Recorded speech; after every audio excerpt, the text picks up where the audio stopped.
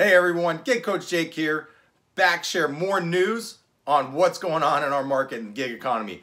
Now the latest, Google Waymo, they're taking a step backwards, and there are other companies that are looking to take the lead in the self-driving technology there. There's a lot of hiccups, a lot of snags. That's a long ways away. I'm going to share some articles and some stuff here real quick on why that is and who their competitors are. Also, there's been another one, Instacart. Are they in trouble, in danger of driverless technology taking over some of their market share?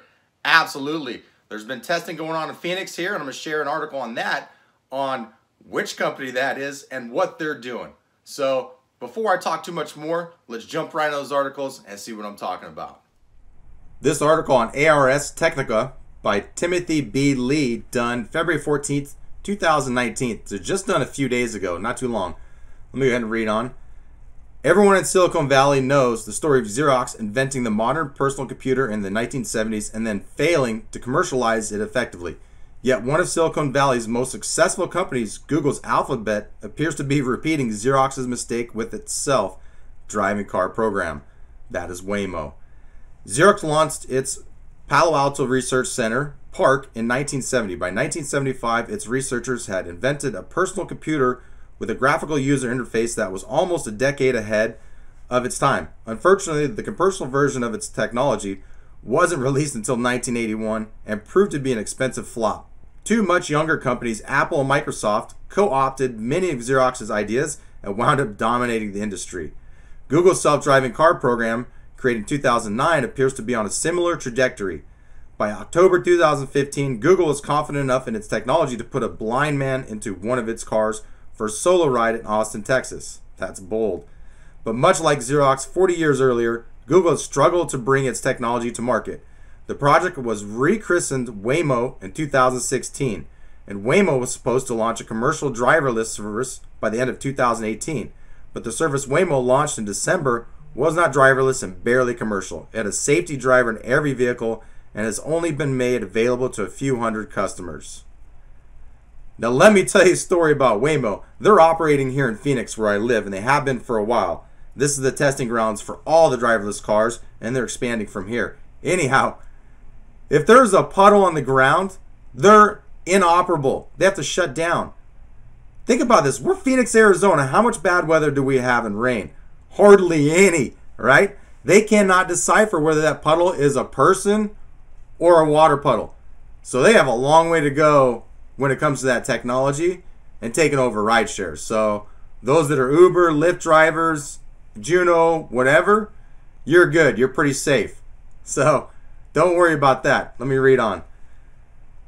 Today, a number of self-driving startups are aiming to do Waymo what Apple did to Xerox years ago. Neuro is a driverless delivery startup that announced Monday that it raised $940 million in venture capital. Now, those who saw my DoorDash video recently and saw me talking about that, you know, the sharks like Shark Tank, you got your sharks, your venture capitalists. Yeah, they pumped a bunch of money in this other company, and we'll see what they have to say about them. So another called Voyage is testing a self-driving taxi service in one of the nation's largest retirement communities. That's smart, right? And that's probably some of the demographic that rideshare drivers don't want to take care of anyhow. So that's a niche. That's beautiful. That's probably going to be very successful. Right now, these companies' self-driving services aren't as sophisticated as Waymo's. Their vehicles have top speeds of 25 miles per hour, but Apple started out making underpowered products too. Then it gradually worked its way up market, ultimately eclipsing Xerox. If Waymo isn't strategic, companies like Neuro and Voyage could do the same thing to the pioneering self-driving company. Now, this has happened a lot in history with other companies that were not innovative or smart or didn't bring their technology that they already had to the market sooner. So we'll see what happens in the future with this. I'm going to read on. Google founder, now Alphabet CEO Larry Page, of course, knows all about Xerox's mistakes and is determined to avoid repeating them. They weren't focused on commercialization, Page said of Xerox in a 2013 interview with Wired. According to the information's Amir Fradi, Page has been pushing for Waymo to commercialize since at least 2016. But Page may be drawing the wrong lesson from the Xerox experience. Xerox did try to commercialize its technology. It just didn't have a good strategy for doing so. It's not clear that Waymo does either. They do not. And I'll tell you what, the big dogs, they can't wait to jump in and get their hands on it. There's GM, there's all these other companies. Think about these car manufacturers, right? They have a lot at stake. A lot of people are moving towards self-driving cars, towards rideshare, yada, yada, yada, and less ownership of vehicles. So you better believe that they already have their hand in this, they're testing, and they're going to announce when they're going big with something. So let's check out this other article on that driverless startup for the grocery. Again, also testing here in Phoenix. This one also by ARS Technica, by Timothy B. Lee. Again, this was on February 11th, so about 10, 11 days ago from now. Again, 2019. Titled Driverless Delivery Startup Neuro Raises Almost $1 billion. That is insane. $1 billion, man. And like it says right here, Neuro's already doing fully driverless grocery deliveries in the Phoenix area. That's huge. Phoenix is a big market. So we are the 5th largest in population as far as I know. And again, let's read on. The autonomous delivery startup Neuro has raised $940 million from the SoftBank Vision Fund, making it one of the most lavishly funded startups in the driverless car sector. The news comes after Neuro became one of the first startups in the world to begin operating a fully driverless commercial service on public roads. Under a deal announced last year, a Kroger-owned Fry's food store in the Phoenix area is using Neuro's technology to deliver groceries to nearby customers. Initially, deliveries were conducted by modified Toyota Priuses, but in December, Neuro added 2 custom-designed robots to its fleet. These robots are smaller than a conventional car and are fully driverless. They don't even have space inside for a human driver to sit. I've seen these things roll around. They're pretty sweet, man. I won't lie. I dig the technology. It sucks. It's going to take away some jobs, some work from some people, but this is the future. So prepare. Our goal this year is to really scale to an entire city worth of operation, CEO Dave Ferguson told ARS last week. Neuro's robot has a top speed of 25 miles per hour, 40 kilometers per hour, which simplified the jump to fully driverless operation. A vehicle moving at 25 miles per hour is a much shorter stopping distance than a vehicle traveling at 65 miles per hour. That means the vehicle doesn't need to see as far ahead, and its software doesn't need to predict other vehicles' behavior too far in advance. In the rare event that a Neuro robot does run someone or something over, its lower mass and speed means it's also much less likely to cause serious injury.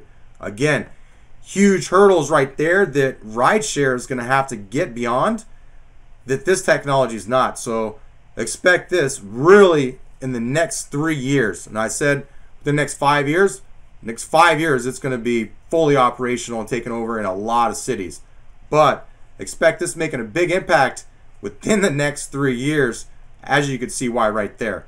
Pretty safe, lower speed, and where do most people get the groceries? They're within a short distance, right? They're a smaller radius, so the robot's not traveling too far. That sucks for Instacart workers, so again, prepare for what's coming. All right, let me read on.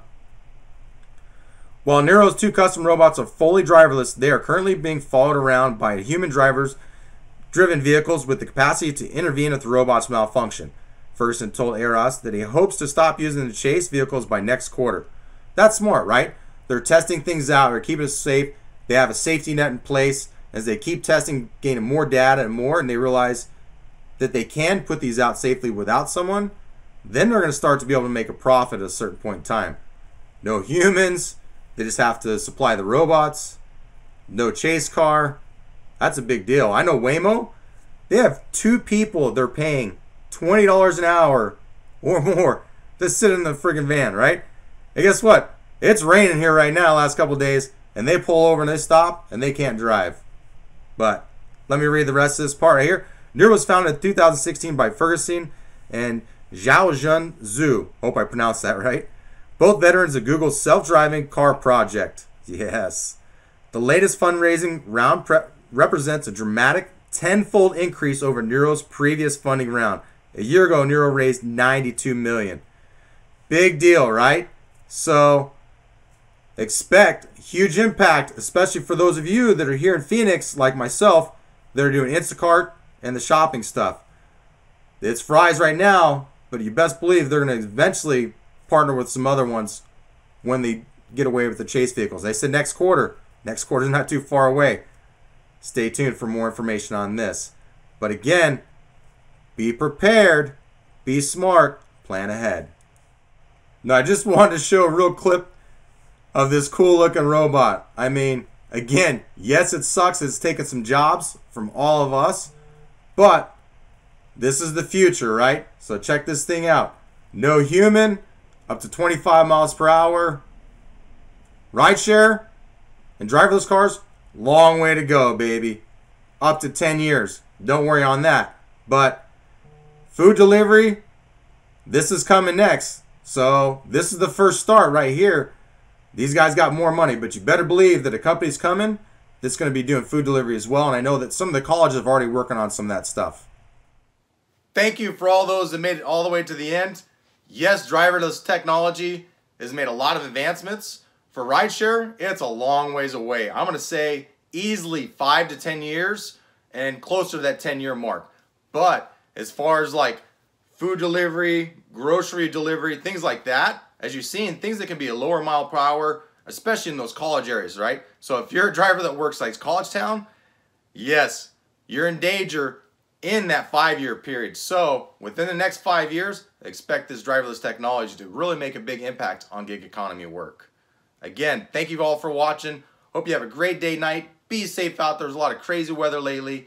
And as always, work hard, but work smarter.